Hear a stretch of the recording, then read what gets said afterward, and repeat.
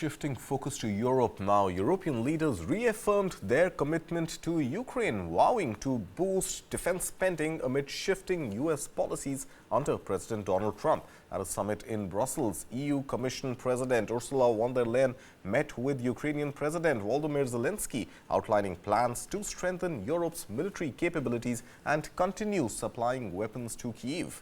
Zelensky welcomed the show of support, saying it reassured both Ukraine's soldiers and civilians that they are not alone in their fight. More details in this report. European leaders pledged on Thursday to stand by Ukraine and spoke of a new era of military preparedness spurred by Russia's invasion and Donald Trump's abandonment of what had once been a U.S. ally in Kyiv. We want a peace through strength. And this is the reason why I present today to the leaders the Rearm Europe plan.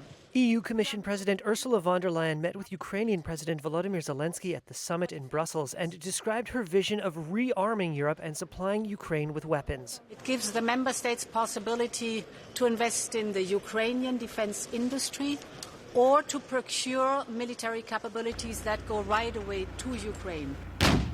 We made a strong signal to Ukrainian people, to Ukrainian warriors, to civilians, to all our families. And it's great that we are not alone. We feel it and we know it. Thank you so much for everything.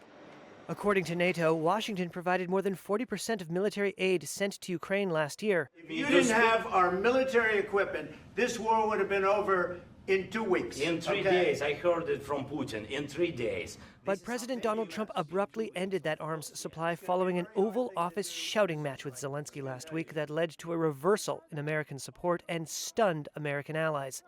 In the days since, that shock has hardened into new resolve, driven by fears that Russia, emboldened by its war in Ukraine, may attack an EU country next, and that Europe cannot rely on the U.S. to come to its aid. In a televised address on the eve of the summit, French President Emmanuel Macron said, quote, "I want to believe that the United States will stand by us, but we have to be ready if that is not the case." And in a sign of the gravity of the moment, Macron said that France was open to discussing extending the protection offered by its nuclear arsenal to its European partners. Moscow said Macron's speech contained notes of what it called, quote, "nuclear blackmail." The French proposal was met with mixed reaction from other nations. I think it's a very interesting idea, and we see to this proposal with high expectations because, nuclear umbrella would serve as really very serious deterrence towards Russia. That was Lithuania's President Gitanas Nausėda. Wir sind in der NATO miteinander verbündet. Dazu gibt es. German Chancellor Olaf Scholz stressed the need to keep the U.S. involved.